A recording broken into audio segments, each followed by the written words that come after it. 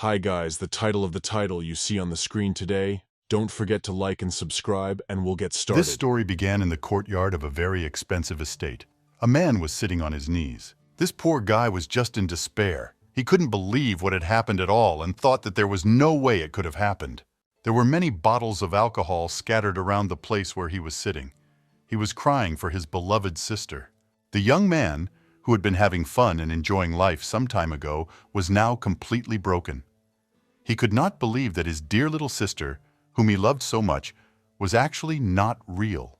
He even suggested that, most likely, it was all just a dream, and it had never been reality. The girl standing next to him watched as the guy was beating himself into the fire. This man, who was crying in front of her, was the best knight of the empire. This man was also the second son of the Esker Duchy, and his name was Phoenix. And the reason why this great man was crying drunk on the lawn in the yard was quite serious. It was that the youngest daughter of the Esker family was actually a fake. However, the girl who watched Phoenix cry could not even imagine that he could behave like this in a place where rumors spread very quickly. The girl was going to say goodbye before leaving, and he caused her so much trouble. It irritated her a little, but of course she couldn't do anything about it. So she decided to at least somehow try to console him so that he would stop crying in front of everyone. Turning to him, the girl with a smile on her face told him to cheer up and first take care of his health. Then he would definitely be able to do something for others. The man, hearing these words, immediately calmed down a little. At least he stopped crying and thought about what she said. The girl, meanwhile, went forward and asked him to take care of himself, and she already had to leave. She decided that these consolations would be enough for him, and she herself decided to run away as quickly as possible, since she no longer had any reason to hang around. She knew better than anyone that Phoenix would soon find the real Duke's daughter, not the fake one, so she wouldn't have to comfort him anymore, even though she didn't even feel anything. But then suddenly, when the girl walked a little ahead, she thought that it was rather strange that she was saying such things, because the person who had revealed the identity of the fake sister and the real younger sister that Phoenix was looking for were all exactly her.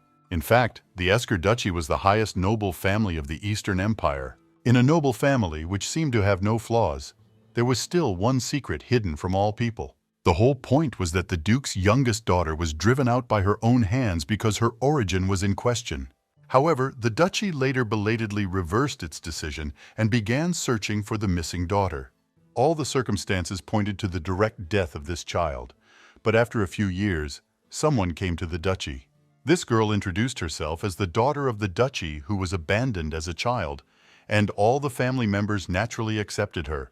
They asked the poor thing for forgiveness and said that, of course, they would not drive her away. They accepted her back into the family. And from that very time she indulged in all sorts of luxury and extravagance, showing strange attitudes towards those around her who had good intentions.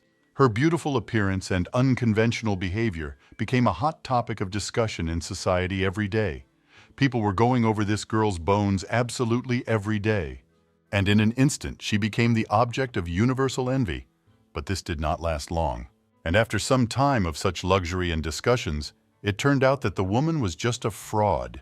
And this information was revealed thanks to a girl named Perry. She was the true daughter of Duke Axer and a spy of the Holy Kingdom of Rocky. As a true daughter of the duchy, she had many reasons to act like this. She was an abandoned noblewoman.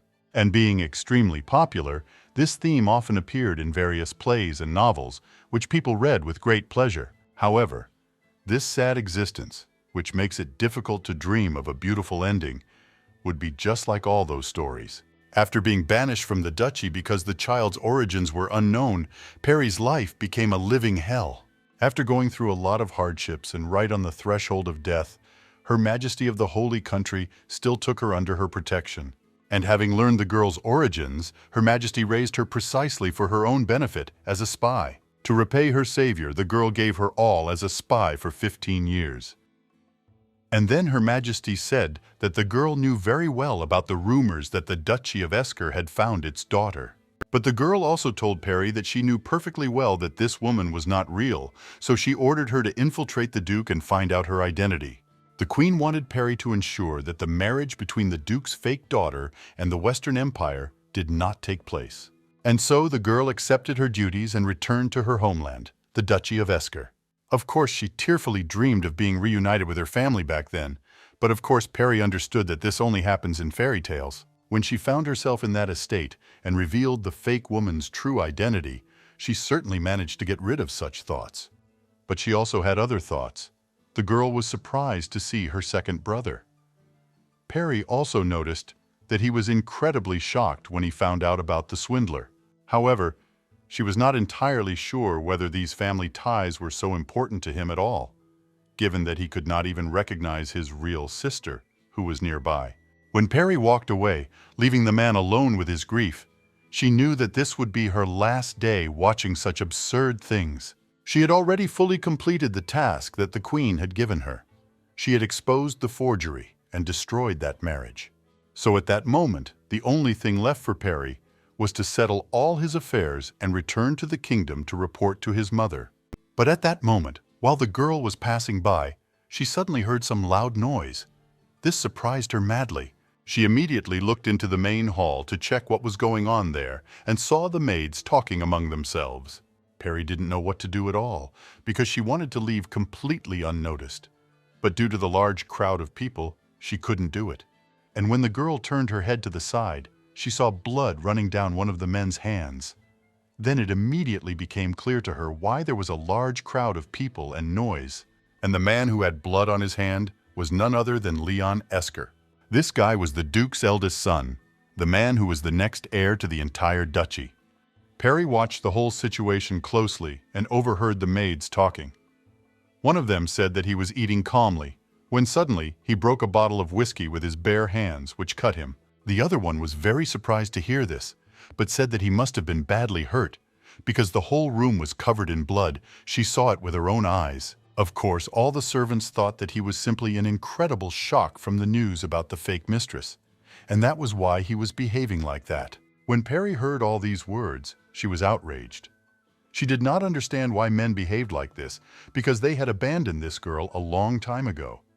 And now that she turned out to be a fake, they were so upset. She stood there looking at her older brother, and suddenly she saw that he was also looking at her, and thus their eyes met. The man didn't answer. He just stood silently and continued to look at her with a rather stern gaze. This, of course, made Perry very uncomfortable. She didn't understand what that look meant at all, but she decided to stay put for now, so that no one would suspect her of anything. After that, Leon turned his head to the side and said something to his guard, and the girl still could not understand why he was looking at her so strangely. But soon she turned around and started to leave, because she realized that this was definitely not what should interest and excite her now. She had a bad feeling about this, so she decided to disappear from everyone's sight as quickly as possible, and from the estate in general. And then, when she was about to enter the room to pick up her things, a man in uniform approached her from behind. He addressed Lady Perry, and she had to stop immediately. When she turned her head to the side, she saw a guard in front of her. Of course, she immediately did not like it, and the man said that Mr. Leon would like to meet her. The girl had no choice, so she went to his office to talk. As soon as she entered, she immediately saw that he was standing near the window with his back to her. Perry spoke first, skeptical of the man, and immediately asking in a rough voice if he had called her. In fact, for some reason his gaze seemed even sinister to her, so she absolutely did not want to have any contact with him. Soon, Leon finally turned to face her and said that he would like to make her a very good offer. To some extent, this was a proposal, but it was also a request. As soon as the man looked at her with his beautiful blue eyes, Perry noticed some interest in them and realized that his notes had softened. But what irritated the girl most was that even up close he couldn't recognize his own sister, and yet she had already spent a lot of time there with them. It was not funny at all. In the face of one's own blood, instinct must be more accurate than reason, and there was even a saying that intuition can suggest the correct answer. Of course, Perry used to laugh at such tales because she didn't understand how this was possible. However, some time ago, sitting in the carriage and returning home after 15 years, she actually secretly hoped for something too. It was a desperate hope that her family might recognize her at first sight, since she was their blood. Perry wanted them to recognize her, to be happy about her return and to accept her, but this did not happen. Her dreams were shattered into dust. So, without any interest, she immediately asked her older brother what kind of proposal it would be. The man quietly asked her to stay with them and be their comfort during such a difficult time. When Perry heard this, she was very surprised. She could not believe that he seriously suggested this to her. But the man immediately explained that since the girl who imitated his sister had been arrested, someone had to take her place. That's why he said that he was offering her to become the very person who would imitate his deceased younger sister. Perry was shocked to hear this. She couldn't believe that fate was just laughing at her in such a brazen way. Leon continued to speak. He said that, like everyone else, he wanted to see a face like his sister, so that it would stay with them and become a source of comfort. In this way, he wanted all family members to be able to remember their deceased child. Perry stood there completely silent. She couldn't understand if he was even in his right mind to suggest such a thing. This man, in order to remember his dead sister, who was actually alive but he didn't know it, was going to keep her close to him like a doll because she looked like her. Perry thought that this was completely crazy. She had the perfect personality created by the Holy Kingdom, so she also knew that in this situation she would not arouse any suspicion. But Felix and Leon were quite strange. She didn't understand why they went crazy so quickly. If they had already abandoned her, they should simply continue to live, enjoying their wonderful and rich life. They were the ones who had turned away from her, so she didn't understand how it was possible to change everything. So, after thinking it over, Perry immediately refused. She said she wasn't going to console them on behalf of the dead woman. As she turned to leave, she said one last thing, that Mr. Leon certainly didn't need her, and that what he needed was common sense and a psychiatrist. Of course, it was quite brave of her to say so, but she was tired of all this lying and deception, so she did not want them to think about interfering in her life anymore. About 26 years ago, a third child was born into the family of the ex-Kir Duchy of the Eastern Empire. The ducal couple was famous for their excellent relationship with each other, and they were blessed, even for the third time. It was good news for absolutely everyone that a girl was born, because there were already 2 boys in the family. However, at the moment of the first meeting with this beautiful little girl, no one could utter even a single word. And all this was only because this child's hair was not the color of the Duke's night sky, or the sparkling blonde hair of the Duchess. The baby's hair turned out to be brown, and this was the beginning of the tragedy. The guardian family of the Eastern Empire, the ex-Kir Duchy, inherited the blood of the dragon and was widely respected by the nobles and beyond. Having 2 elements that symbolized their special origin, they were able to rule their state properly. The first such element was the spirit, spiritual powers that could be used as a sword from birth. Human experts freely used spiritual powers instead of magic, and the second element was coal-black hair.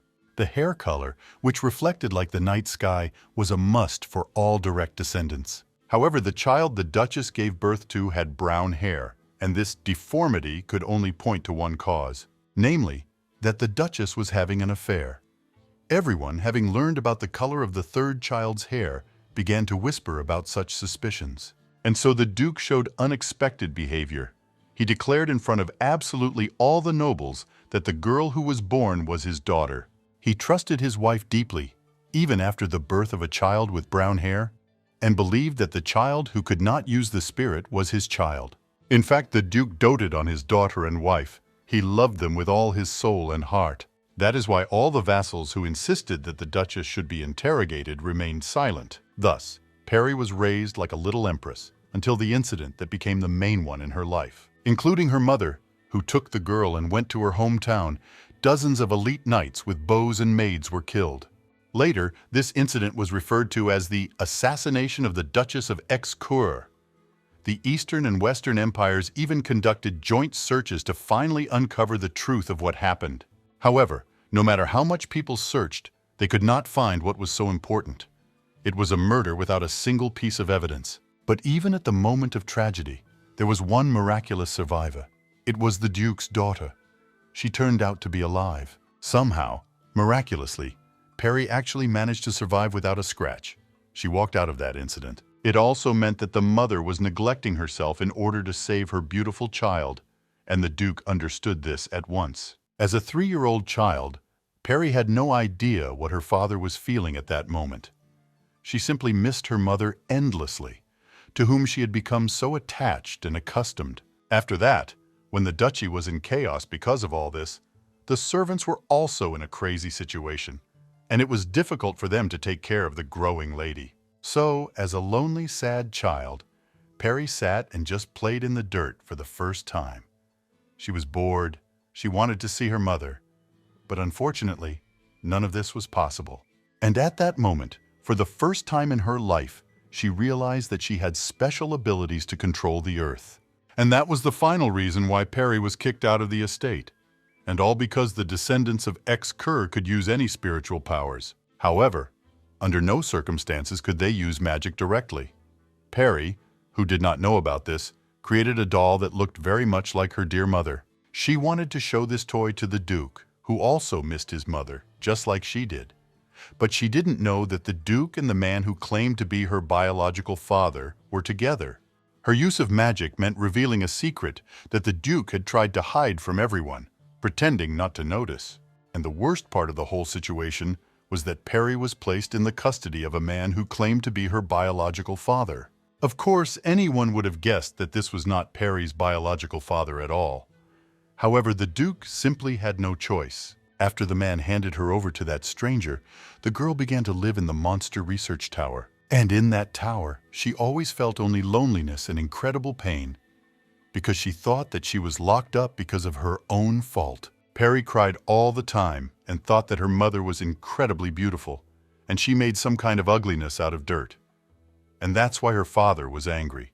The little child, of course, had the idea that she needed to make her mother even better, so that she would be more realistic. The girl believed that in this case her father would love her again. And with these thoughts, she created more and more different copies of the doll, which were in the image of her family members. However, one day, someone came to the place where Peri was locked. She immediately thought that it was her father. The girl was incredibly happy that her family had returned to take her away. But it was not her father or her dear brothers who were approaching before her eyes. It was Manhwa, the ruler of the Holy Kingdom, the person who would later become like a mother to her. Peri asked for help. She wanted to leave that terrible dark tower because she did not like it there at all. She was ready to turn to a strange woman, if only to be taken away from there. And that's when the first meeting between the girl and Her Majesty took place. Momen hugged poor Peri and said that she would definitely take her away from there. The girl, even though it happened a long time ago, clearly remembered that moment. It was the first time she felt the warmth of her savior. She gave her will, her feelings to her, not embarrassed even in front of a stranger. She cried and screamed, but from that very moment she firmly decided to live for Her Majesty. Therefore, when the woman gave her tasks, she humbly carried them out. For the sake of the Holy Kingdom of Rokyo, revealing the identity of the fake daughter of the duchy, and breaking the marriage between the Eastern and Western empires were the most important tasks for her. Before infiltrating her homeland's duchy, she visited the capital of the Rokyo Kingdom. Since at that time their kingdom was caught between two powerful empires, it was difficult to maintain their sovereignty in such a situation. Peri believed that the queen felt very uncomfortable in the midst of the pressure between the Eastern and Western empires. She was like a shrimp squeezed between two whales. However, the most important question at that moment for the girl was how she could penetrate the duchy without arousing suspicion towards her person. One evening, when she grabbed a very tasty burger for dinner, Peri decided that she should think about it after she actually got to the Eastern Empire. But as soon as the girl tried her dish, she suddenly felt a strange taste in her mouth. She quickly threw the burger on the ground, but this taste had already completely filled her mouth. Peri recognized the taste. It was a sleeping pill.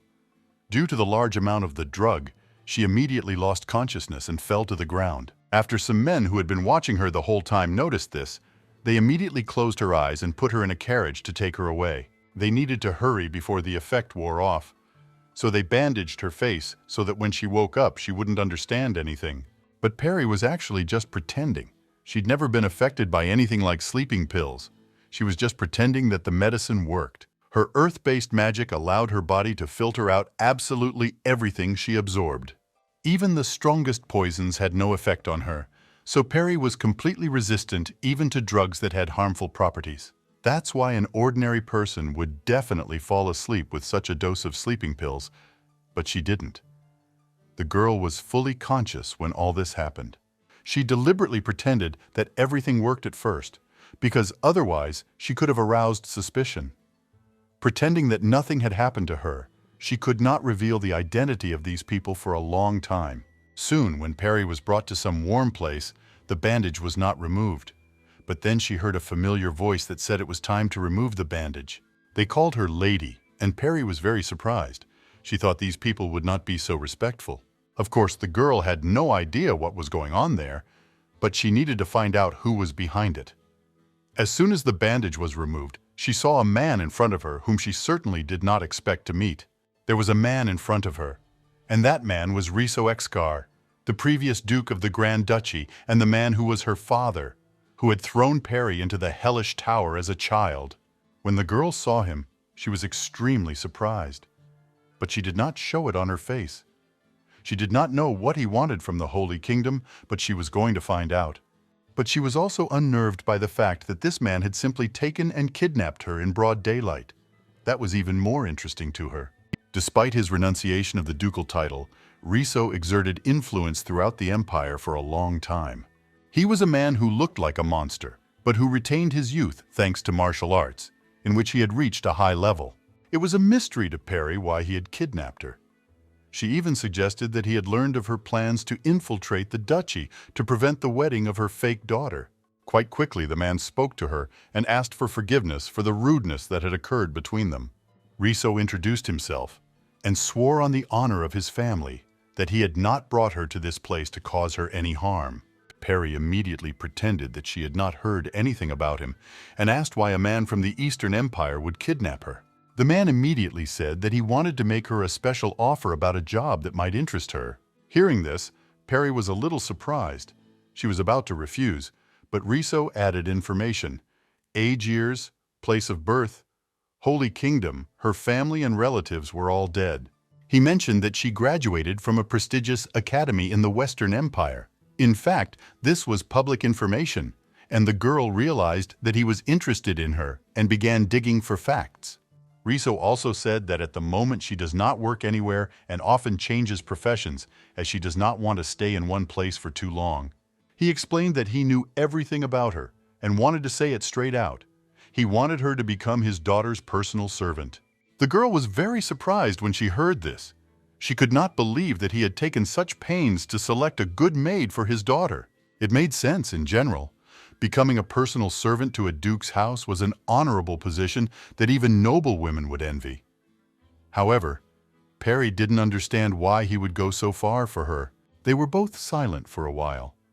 Then the girl asked him why he chose her, because the personal servant of the duke's daughter is an honorable position. The man sighed heavily and said that he had many reasons, and one of them was that if he chose someone from the Eastern Empire, people would immediately guess the intentions of the ducal house. Based on the maid's background, family connections, and social circle, this could give power to her family or be used for control. Therefore, he considered it unacceptable.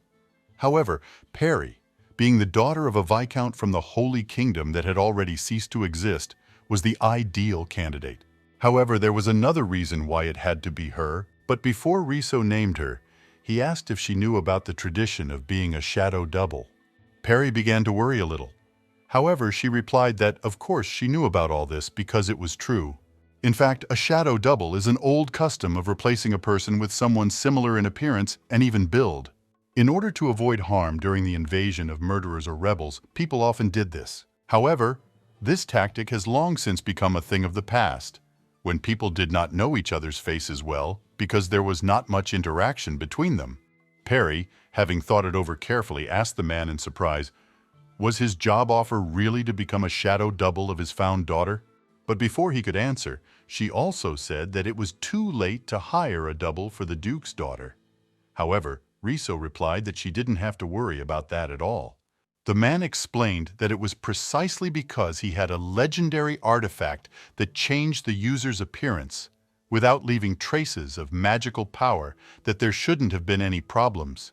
Perry was even more surprised when she heard that she had said her thoughts out loud, that if he had such a thing, then it certainly didn't have to be her. Then the man sighed heavily and said that in order for the spell to work, The caster and the target must be somewhat similar. The girl, hearing this, was surprised, because he said quite recently that this is a legendary artifact. However, at the same time, he still cannot change absolutely any person. The appearance must be similar. The man said that it was obvious that this was a great artifact. Even ordinary people without any magical power could use it once, and the effect would last for several months. But in any case, with her appearance, it would be possible to activate this very artifact without any difficulty, so all that was left for him to do now was hear her answer. Perry, of course, began to doubt. She did not know what to do. Of course, she too was aware of her place. For her, a simple daughter of the Viscount of the Holy Kingdom, to become the personal servant of the Duke's daughter was a great thing. After thinking for a while, she asked if she had understood correctly that he wanted her to pretend to be a servant during normal times and to become a double in an emergency. In fact, she understood perfectly well that this was so, because the servant, who in case of problems should die instead of her, was the shadow. That is why, among many girls who look like her, the man chose Perry, because she does not have a family that would protest against this. When she looked at this man, she felt some kind of disgust, because he completely considered people only as tools. Even though this made it easier for her to get into the duchy, it still felt strange to her to subject her real daughter to this in order to protect a fake one. Of course, she felt incredibly sorry for her past self, who was eagerly awaiting the moment of meeting her father. Not only did he not recognize Perry, but such a disgusting proposal to his own daughter came out of his mouth. This girl was very outrageous. Soon, exhaling, she asked if she had any free choice of action. Riso smiled happily at that moment and said in a quiet voice that of course she had a choice. He explained that they needed a girl who could voluntarily work for the benefit of the feathers. It was hard to even expect that a person brought in by force would be useful in a critical situation, and that was why he did not press her. Perry, having thought about his words, still said that he was indeed right, but she was still uneasy about the sinister smile that suddenly appeared on the man. Then he raised his hand and said that if she suddenly wanted to refuse, the conversation would end as soon as she drank the tea that his assistant brought at that moment. The girl asked in surprise, "What kind of tea?" And she even thought that he had put poison in it. Riso explained that it was tea that had been mixed with hallucinogenic drugs so that she would lose her memory for the last 5 hours before she drank it. He smiled happily and said that it was all for the sake of secrecy, so she didn't have to worry because the composition was absolutely safe for humans. Once Perry saw his expression and thought about the whole situation, she realized that it didn't seem safe at all, and she didn't even understand what kind of freedom of choice there was to talk about. He even went so far as to kidnap her for his own purpose, so the girl doubted very much that she would be able to leave so calmly after drinking some tea. In fact, the Duke made a proposal for the sake of his daughter, which cannot be disclosed, in order to become his daughter's double. But there would have been less regret if the Duke had simply killed Perry than if he had hoped for the effects of the medicine. The girl wasn't sure if it was necessary to use this method at all, because after the girl had drunk and her memory had been lost, he would have to make such a second proposal, and he would be able to repeat it several times until Perry agreed. Of course, such a drug would not have worked on her.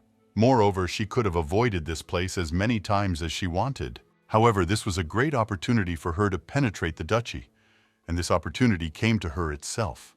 Therefore, despite this whole situation, she, on the contrary, was even grateful to her father and said that she could not even imagine that the former Duke himself could make her such an offer.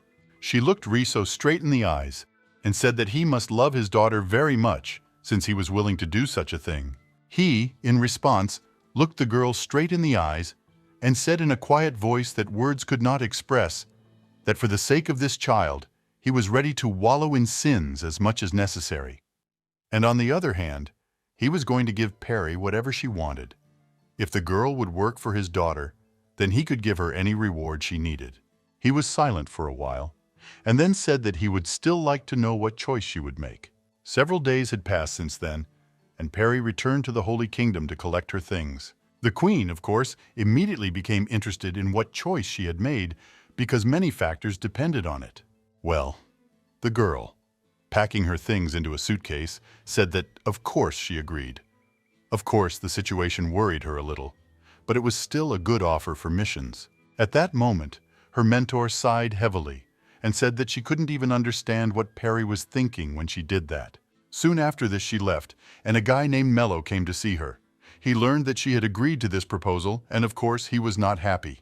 But the girl, continuing to collect her things, asked why he came to her. Just to pick on her, because he himself knew what task she had received from Her Majesty. The girl explained to him that this was the best way for her to get to that place.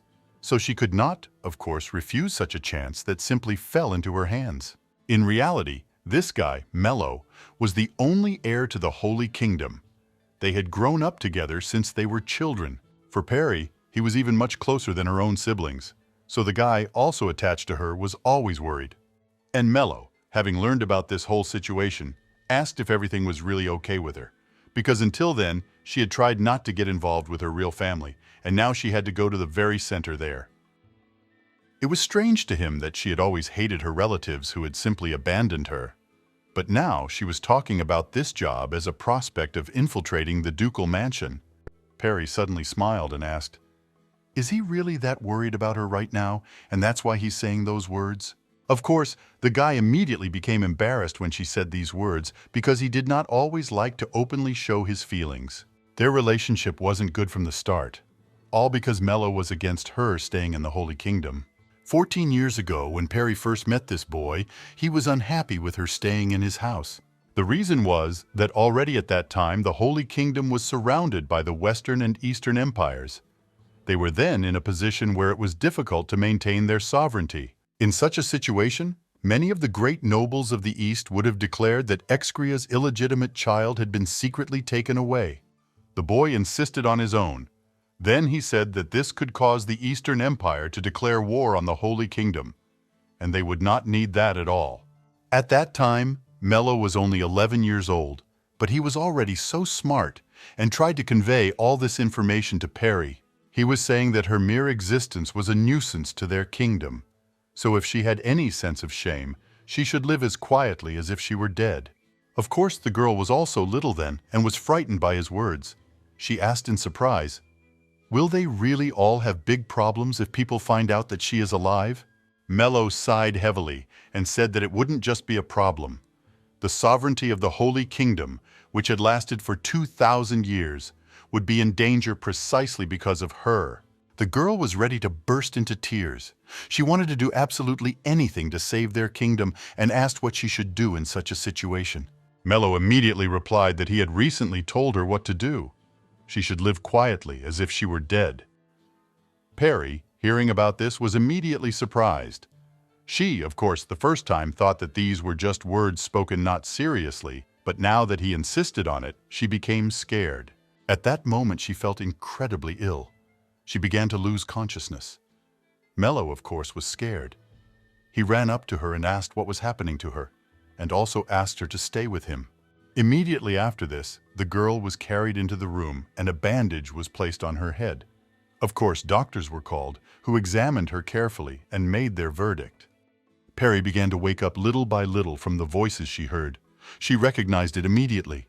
It was the voice of Her Majesty Momon. The woman spoke to her son and told him that cruelty to the weak was not proper behavior for the heir to the country. Mello, with his head down, really felt guilty about this whole situation, and so he asked her for forgiveness, saying that this would not happen again. The woman was incredibly angry about what had happened. She asked him to go away and leave them alone.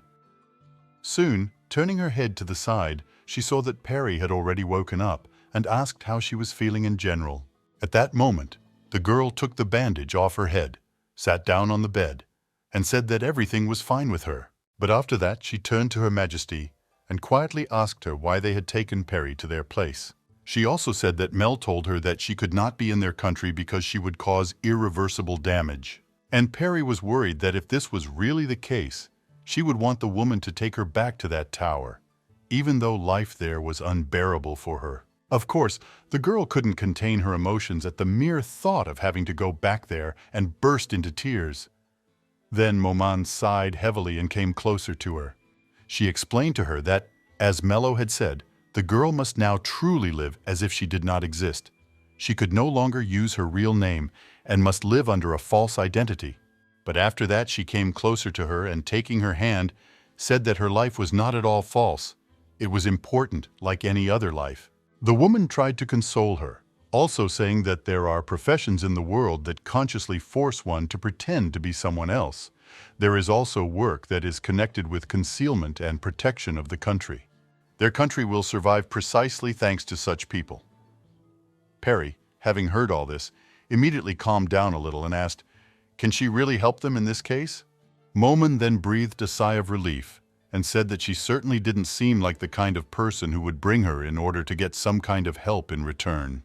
And she explained to Perry that she took her from that tower because she couldn't watch a child being abused, and that was the only reason she did it. It wasn't for her own benefit. She smiled at the girl and also said that saving her was only her choice and it was not her responsibility. So she asked Perry to grow up big and not worry about anything at all. All the problems are not hers to solve. As soon as the girl heard this, she immediately calmed down.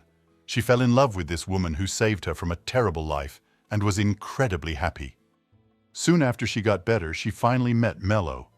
He felt guilty towards her and therefore asked for forgiveness for his words being too harsh. The guy also said that he would definitely try to ensure that this never happens again in the future. Perry wasn't going to sort things out with him because she understood everything, and she asked who those people were who were hiding and protecting the country. After all, this question hadn't left her since her conversation with Momen. The guy immediately asked what she was talking about, and the girl explained that Her Majesty said that there are people who are hiding and thus protecting the country. Mel was silent for a moment, and then said that perhaps she meant the Ministry of Intelligence, which was something like spies. Perry was very surprised to hear this. The word spies just took her by surprise. She admired that there really was a job where she had to hide and protect the country, and thought that she could handle even that. If she had to live under a false identity from now on, she was willing to do it if she could be a support for the queen who saved her. And that's why, as she continued packing, Perry said she'd be fine. She didn't feel anything for Exer anymore anyway, so it didn't matter at all. She explained to the guy that he himself understood how important this mission was, to prevent a marriage between empires. Mel sighed heavily and said that, of course, he understood everything. However, this behavior of hers embarrassed him incredibly. He still did not trust her completely because he knew her hot-tempered nature. The girl acted as if her past family had nothing to do with her. Of course, it looked like she had gotten rid of her past, but in reality, it was also a matter of where she would meet her birth family. Of course, it was completely pointless to claim that there was not a drop of excitement in her soul. Something had definitely jumped in Perry when she was given this mission and when she could so easily get into the palace. In such a state, she had to enter her home. Of course, the guy was very worried, but thinking about it, he realized that perhaps it would even be for the best. Her Majesty was probably also teaching at the moment, so he thought it would be better if Perry decided the matter herself without the interference of outsiders. So in that case, he was going to support her and tell her not only to reveal the forgery, he wanted to give her an additional task as well. Mel asked her to come back, having disgraced them properly, and gave her 40 in 6 months. He pointed his finger at her and said that he wanted her to do it as dramatically as they do in her favorite children's plays. The guy insisted that she tear this family to pieces, thus getting revenge on them. When Perry heard this, she was very surprised. She could not even imagine that he was so worried and at the same time giving an additional order. He believed in her so much that he didn't even consider the possibility that she might fail, which of course made her feel good. It was wrong for a wise ruler to be overly confident in the abilities of a subordinate, but if that subordinate was Perry, then of course everything changed. She was the best spy in the kingdom. Therefore, the additional task did not frighten her at all, but only inspired her. Therefore, turning to Mello, she asked him to believe in her, and then she would definitely succeed. In fact, the former Duke of Riso, whose daughter he treasured so much, will soon find out that she is a fake.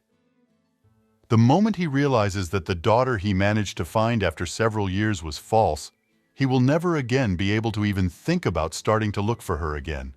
Perry wanted to show him that the girl he brought to that place and considered indifferent, that she could die, would be the greatest misfortune in his life. Of course, This was a very unexpected development for the girl, but she believed that it would be a rather useful mission not only for their kingdom, but also for herself. A few days later, she arrived at the border of the Eastern Empire. The girl traveled by train in order to get there as quickly and safely as possible. When Perry woke up after a short sleep, she looked out the window and saw that she had finally arrived in the Eastern Empire and would soon be in the duchy. However, that bastard Mello, who considered himself the heir to the empire, gave her such an idiotic order that she would have gladly followed. But it still complicated her life a little. Of course, it meant how much he believed in her abilities. There was nothing she couldn't solve with her own methods, but she would still be better off without such an additional order.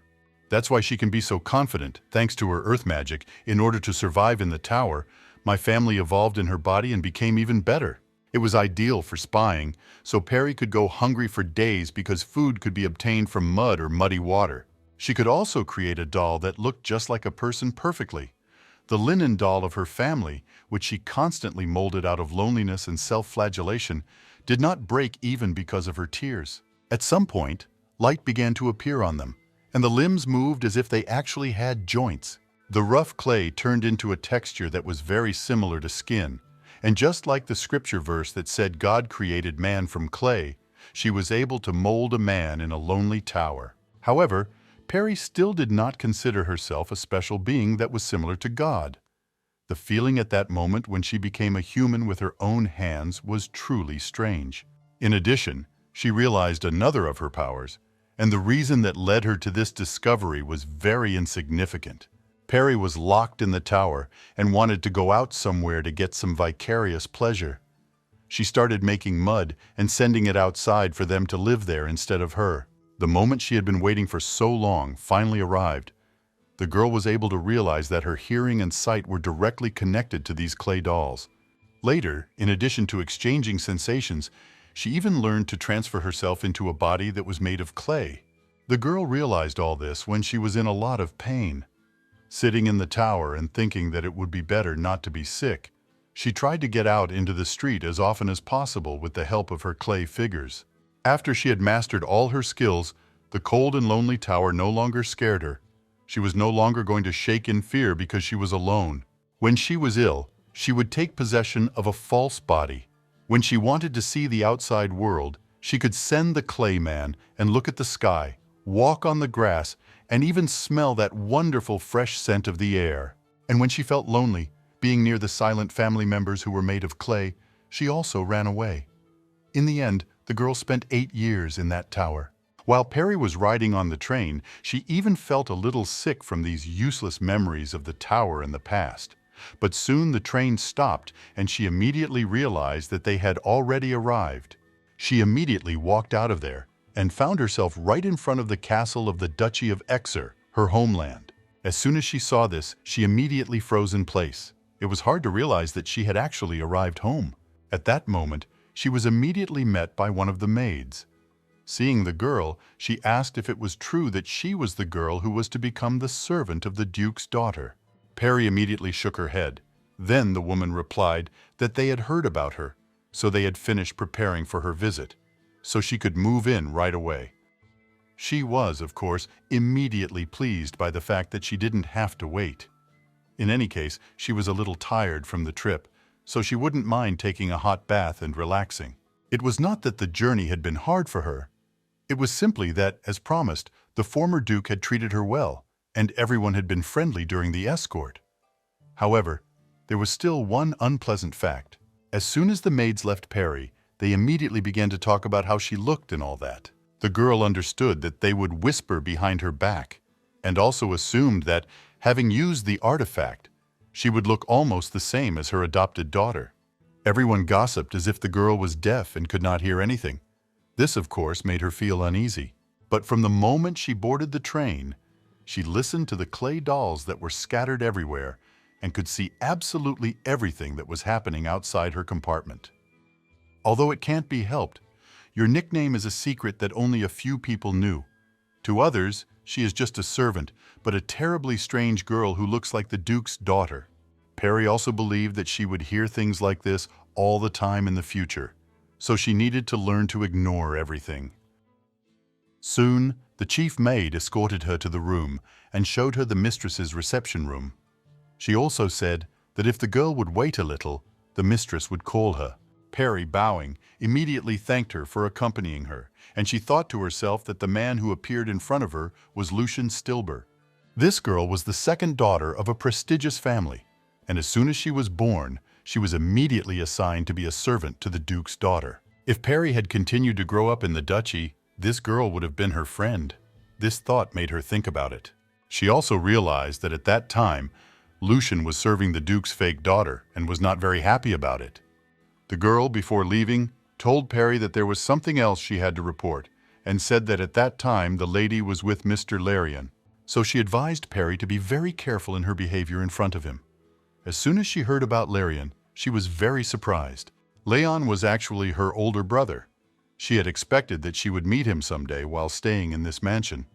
However, for him to be in the room with his younger sister at such a late hour was very surprising to her. The Esker family is a very prestigious one, and formality and politeness are taken into account for each title. Even though they were brother and sister, it was a little strange to be in the room together at such a late hour. Moreover, the way Lucy talks makes it seem like they are always in the room together at times like this, which makes Peri even a little creepy about what kind of relationship they might have with each other. She knew she had to stop watching all these provocative plays. That wasn't what she should be thinking about at the moment. They were getting along just fine, and that wouldn't be a bad thing if she were a real sister. She needed to stop thinking about useless things before she met the fake.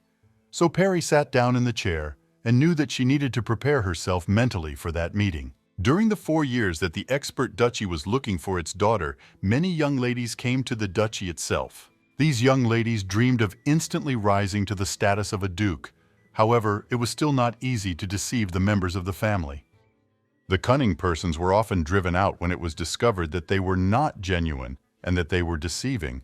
But the present forgery passed the test, and its origin was not discovered for a whole year. This was not something that even a smart person could pull off on their own.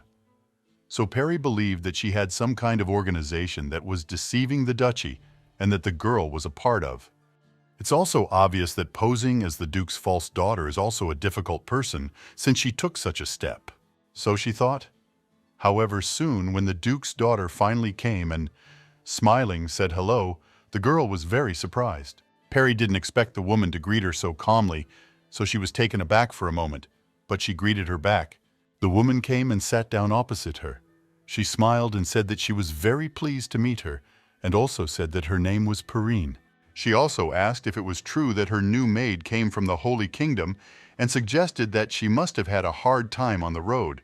Of course, Peri was very surprised by this behavior because it was completely different from what she imagined. At that moment, her brother appeared behind her and threw a towel over her head. The woman continued to talk.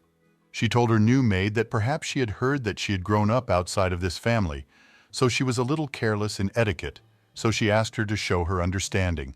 Peri said that of course there was no problem with that, and then the woman turned to Leon and introduced him as her older brother. She smiled, and also said that this brother treasures her very much, so they have a good relationship with each other. Peri sat there with a completely stony expression, finding it difficult to accept the fact that Leon, her brother, was actually there. However, even if he valued her very much, it was certainly completely wrong to dry an adult's hair like that, especially his sister's, and also considering the fact that she was wearing only a robe. Usually, of course, the princess is looked after by her maids. However, those people remained on the sidelines, and for some reason, Leon took care of this matter. Peri watched their interaction with each other, and was very surprised that these two could only be alone together. Their interaction with each other was more like that of lovers than brother and sister, and besides, she was very irritated by the fact that her own brother could not recognize his sister, who was right in front of him, and considered this fake to be real. Of course, the guy would never have thought that the moment of reunion between brother and sister, which she had dreamed of for so long, could even be like this. However, since the father did not even recognize his own daughter, then one cannot blame the brother for not recognizing his own sister, who is sitting opposite him. When the Duke's daughter breaking away from her conversation with her brother, turned to the girl and asked what her name was. Peri, bowing, gave her name, and when the woman heard it, she was very surprised and asked her to repeat it. When she repeated her name, the girl immediately laughed and said that it was so strange because her name was incredibly similar to Peri's name. And that's why she told the girl that it would be better for her to change her name anyway, so that there would be no confusion, and immediately began to think about what might be suitable. Peri didn't understand how she could do absolutely anything she wanted, even change a person's name. She thought it was completely wrong. But after thinking for a bit, the woman still said that the name Brown would suit her very well, so she said that that is what they would call her from now on. The girl was incredibly surprised by this turn of events, but she had no choice but to refuse, so she said that it was such an honor for her. The woman also thought that it would be quite difficult to get used to such a character. Then Brown, bowing, said that from that moment on, her task would be to help her mistress. But the Duke's daughter interrupted her immediately and said that this was not necessary. She could go. The woman did not want to hear any explanations because she already knew everything. Peri was very surprised then. She did not understand what was happening. She even assumed that, most likely, the girl did not know that she was her double in case of emergency. Then Brown rose from her seat and, turning to the lady, suggested that perhaps the Duke had not told her about her duties, so she would like to do it herself. But the woman replied that there was no need for that at all. She had heard everything, so the girl could rest easy and go and rest after the journey. She also asked Brown, with a smile on her face, to think for herself whether she could just get into any trouble like that.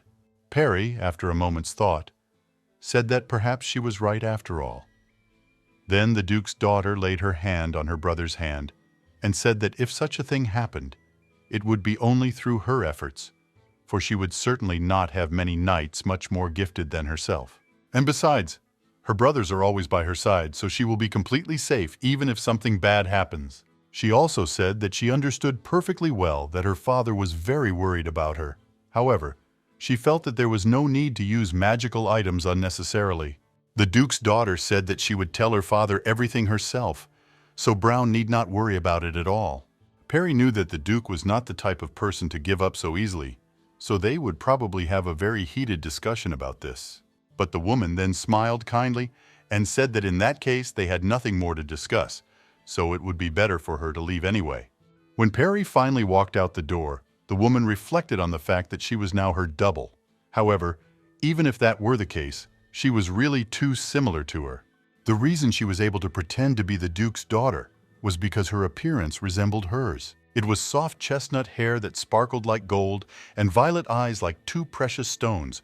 However, this face was obtained in a very difficult way.